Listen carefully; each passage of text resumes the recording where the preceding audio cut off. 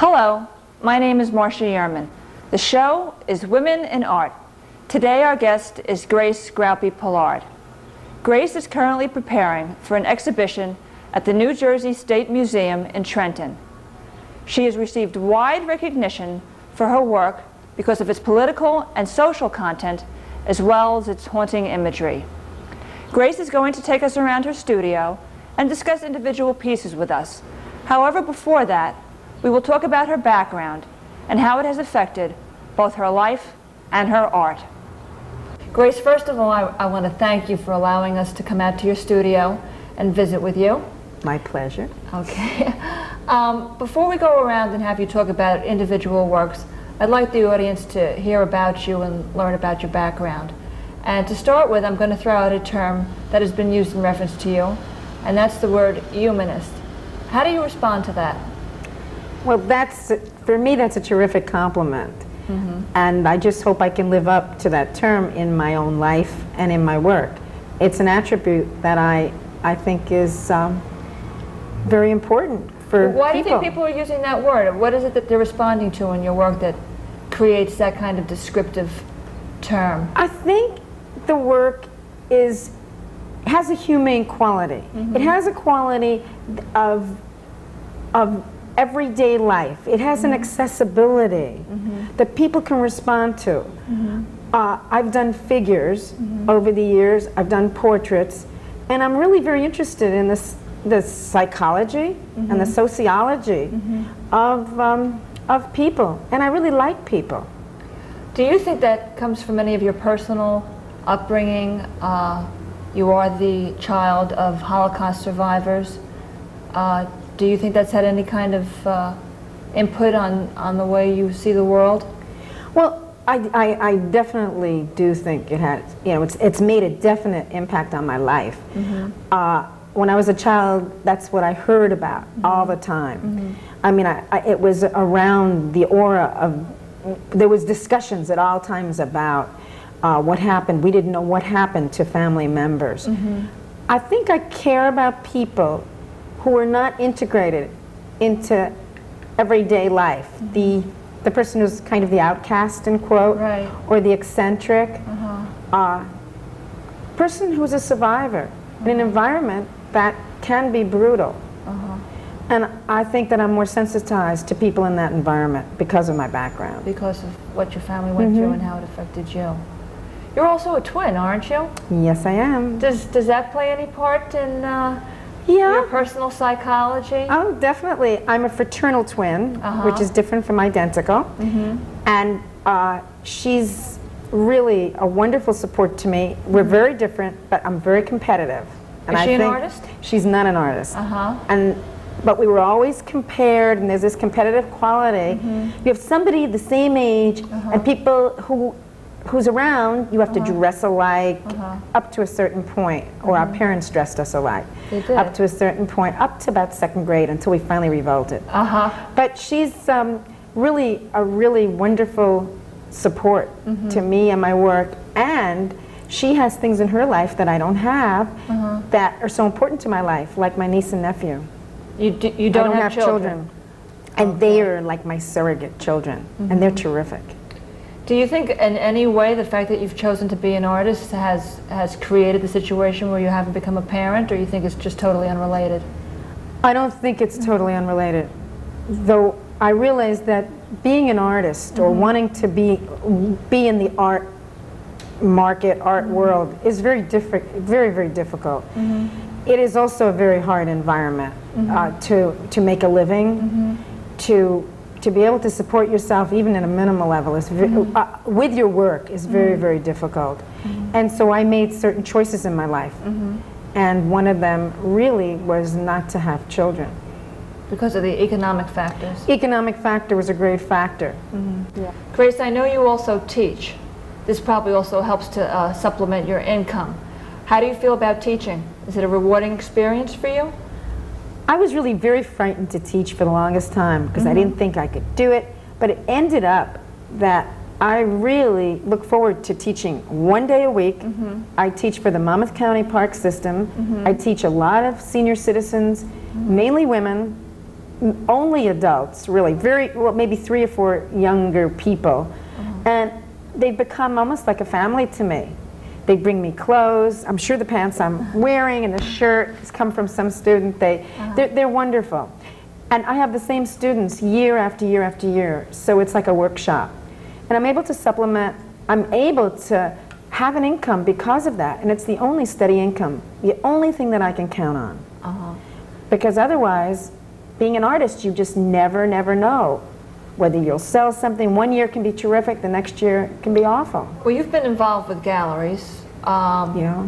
You've been a part of the art world for quite a while, the art scene as they would like to call it.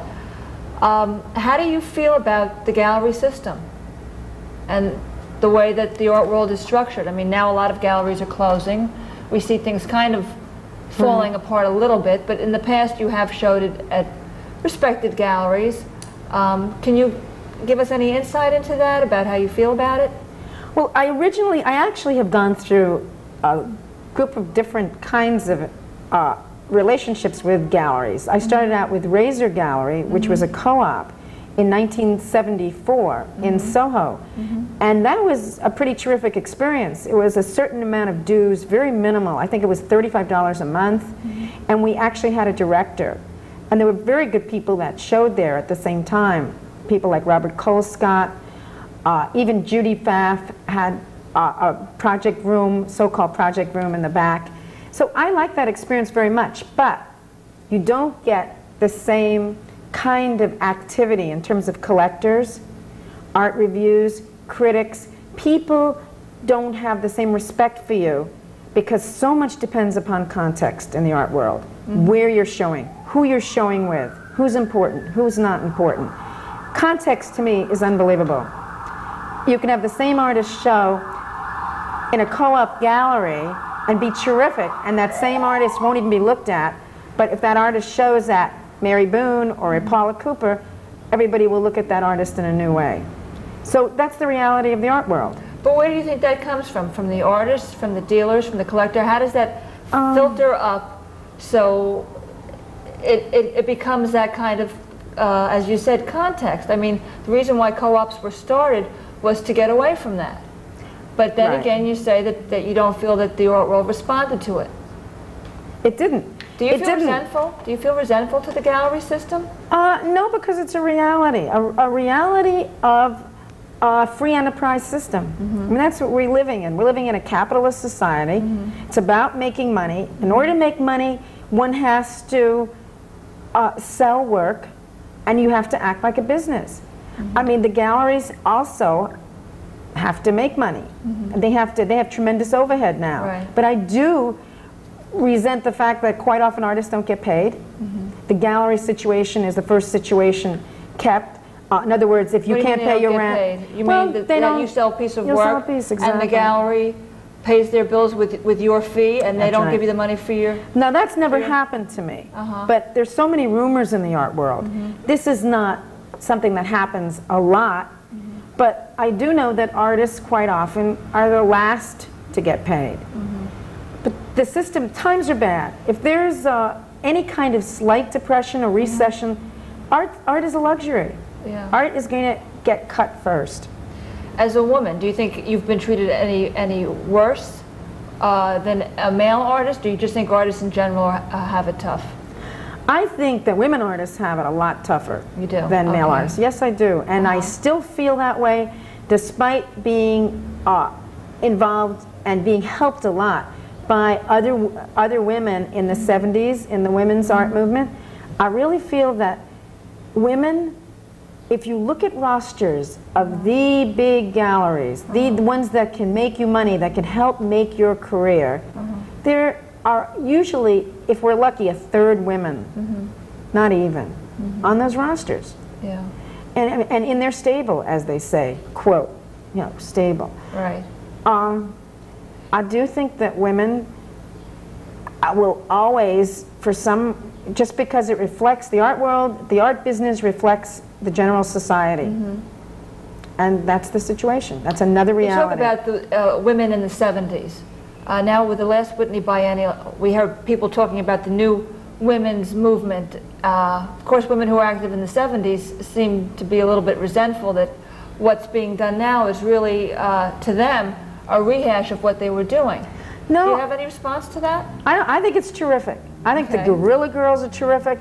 I think the anger has to come out. A lot of what happened in the 70s was pattern painting, pattern and decoration, which was a movement which they considered a women's movement, again in quotes, was denigrated, was put down as not being that serious, was not considered conceptual enough, etc. And I really feel that there was a real backlash, especially in the 80s, as it was reflected with our president and the 12 years of Reagan-Bush. I mean, this is obvious. I think that the WAC, Women's Action Coalition, I think they're terrific. I think it's so important that anything that women can do to get their work out is vital. You work in series also. When I say that, you pick a theme and you stick with it and you delve into it. Currently you're working on a Holocaust series. Right. And that's going to be part of that show at the Trenton State Museum, isn't that correct? Well, it's at the New Jersey State Museum, and that's New Jersey, right. going to be up from August through November 7th. It's going to be up for quite a while, and it's the series called Nowhere to Go, which is a title my father gave the series, and it's based on my one family's experience with the Holocaust. We lost 70 members of our family, my mother and father's family, in the Holocaust. And so I finally decided, after all the years of doing work to really address this issue and this part of my life. I also, one of the reasons I got involved with this series at this time is because my father got really very ill. As a matter of fact, he died about a month ago. But he had a very long illness. And through that illness, actually a new kind of wonderful intimacy with my father was born for me. And I got more involved with my family and their past. So that series is really based, very, very, very personal series. The series, the Holocaust, my series, is just more universal, really. I say it's very personal, but from the personal can come, hopefully, the universal.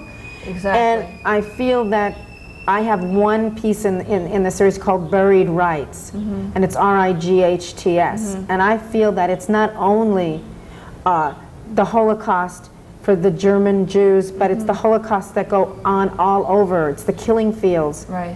It's the killing fields in Cambodia, in Bosnia. I mean, it's just the violence, the destruction, the horror of man and women, and the inhumanity that goes on is it just seems never to let up. Well, you address that in another series, the Boy with the Gun series, right. Your feelings about war.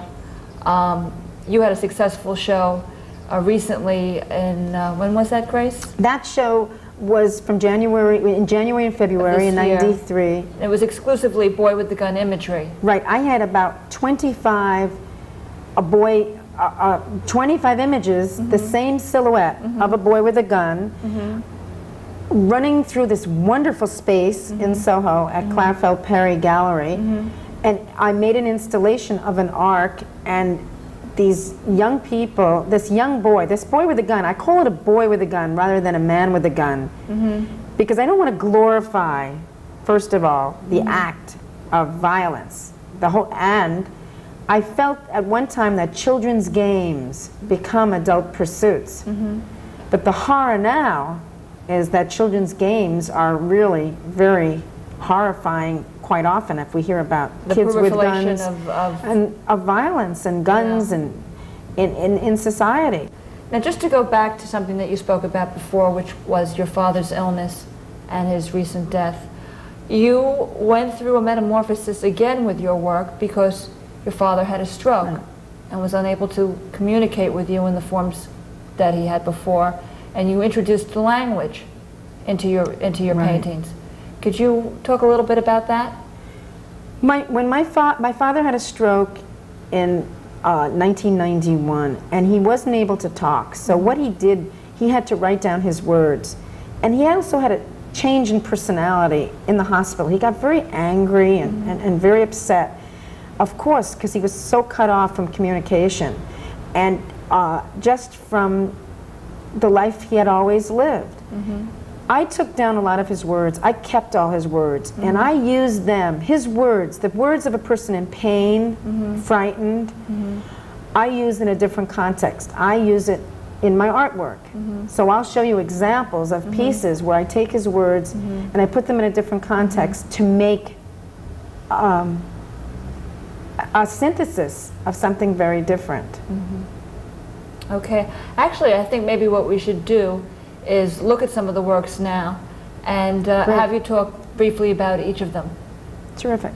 This is one of my earlier freestanding pieces, and I live in a town where a whole bunch of young men came in and were just doing skateboarding.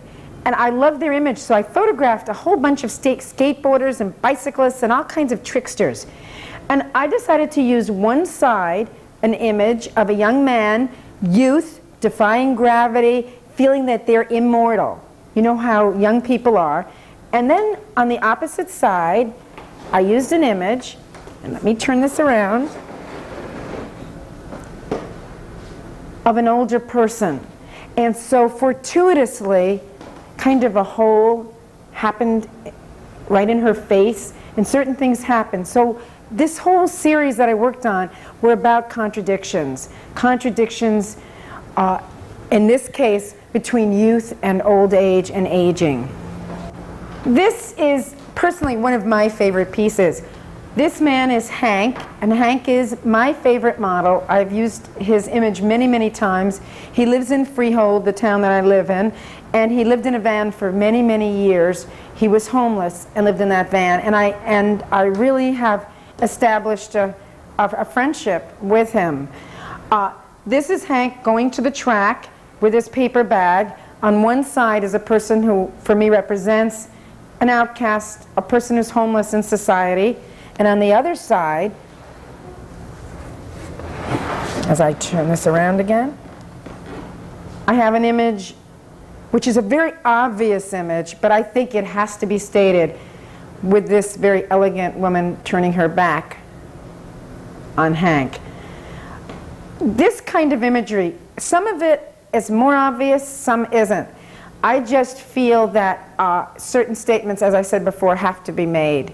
And they have to be made over and over again. This piece is called, or used to be called, Boy on Bicycle and Woman with Veil. There was a young man who I was taking photographs, and he just seemed so proud and so excited at this feat of being able to stand on this bicycle without hands. And I was impressed with his spirit. And I decided to do a piece on him. The other side of this particular work is a woman with a veil. Now, this whole work I decided to change the title to Mourning for the Children. The young man on the other side represents for me a lot of youth in the cities today, in urban cultures, who are just proud and happy, and who are not being given the chance to live the kind of life that they deserve. And the woman with the veil is just the barriers between one group of people and another, and that we're not seeing each other clearly. And it's also a symbol of mourning for me, and mourning for the children. So that's why I changed the title. This piece is of a young man doing his tricks on his bicycle, and I call this work Balance. One side as is this young man, and it's very important to see the other side so you'll get the meaning of the piece. Take it from the other side. This work is a work about women, and women having to balance all the elements of their lives. And it's amazing. When I did the other side, I realized how there's a slit. She just gets cut in two, slit right through her body. As well as, serendipitously, the bicycle seat became a penis. right over there. So this is my statement about the balancing act and just the hardship that women quite often have juggling their different roles and acts in society. What made you decide to portray her in the nude? Well, that's me, and that's an image of me, and actually it was an image of me after I had an operation, a hysterectomy, and I felt like I was being split literally in two, and so I just decided the nude was just bearing the person who happens to be me, doesn't have to be, but it's just was even more, what's the word, it was just getting down to the bare bones. This piece is part of my Holocaust series, which I will be showing in Trenton, and there are 10 to the series, and this one is called Prelude Propaganda. If you could see, there are these two children on a log, walking, teetering on a log, and for me, and I don't want to tell people what to I really would like to leave it more open, but for me, I have these children on the log kind of balancing, like a balancing act. I have a tornado coming toward them. This is the prelude to the war. I have the universe and stars behind them. And then on top of it, I actually drew on a piece of anti-Semitic propaganda that I found in a Polish journal. So there's a rabbi picking the pocket of a gentleman a gentleman who isn't Jewish. So it's really a statement about the propaganda that was going on to get the people ready for what was going to happen. This also is the last piece I did in my Holocaust series. It's called Griffin, which is a mythical monster with the head of an eagle and the wings of an eagle and the body of a lion. And I just used that head of that eagle because I saw that behind the large rallies that when Hitler came before large groups, there was quite often an eagle behind him. And that can have many connotations. I used this silhouette. This silhouette is the same silhouette that I used throughout the series. It's a person crouching. I did not want it to be a definite silhouette like my Boy with a Gun series. I wanted it to be more open to interpretation. So this could be a woman, it could be a man, it's a person, could be kneeling, or it could be begging. And I left that open. My interior images change. In this particular one, this one has a photograph that I collaged on of my father's cousin, his first cousin, who was killed in 1942 in the camp in the Vichy government. That was the government in France that was taken over, the puppet government, in June of 1941. I also wrote in a letter from this young man, and the letter has some of the words are, "Why am I interned here?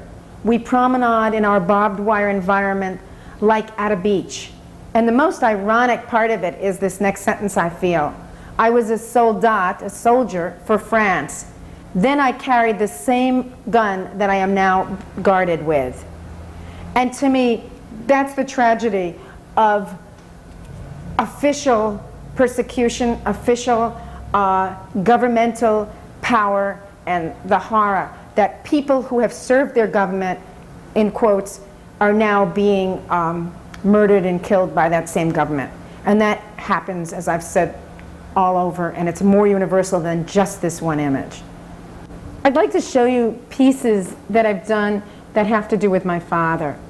This is, I took photographs of my father when right after he had a valve operation, heart operation. And then he got sick 2 years later and had this stroke. And when he couldn't talk, he would write down his words. So this is a portrait entitled "In My Father's Words."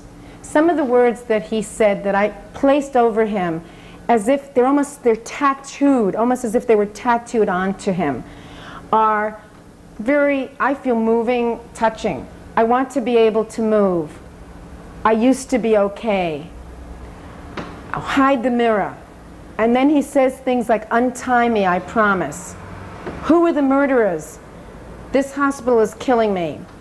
he got very, very angry with the hospital. And people who've seen this piece, who've been in hospitals, can really relate to it. And I just felt that these words were almost imprinted onto him. And now I'm going to make an analogy that I hadn't thought of, which is really very bizarre and strange, but like the tattoos that the Nazis imprinted on one's arms, on one's wrist, in a way I wanted to imprint these words onto him. This piece was done about 3 weeks or 2.5 weeks before my father died.